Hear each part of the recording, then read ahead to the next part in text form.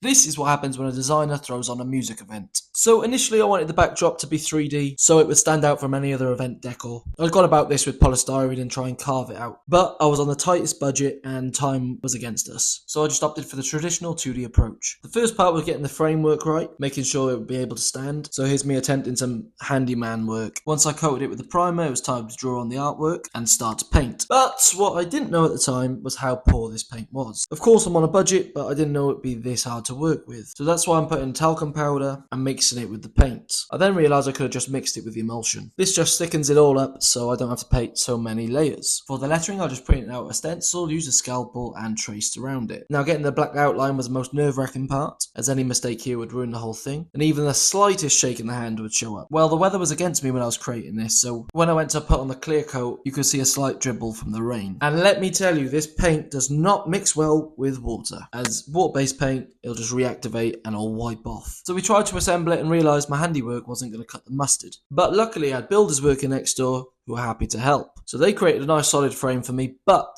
they only went and screwed on one of the boards upside down. Therefore, I had a whole new paint job to do and repaint it. But I managed to turn it around in time, get it to the venue, and now we're ready to party.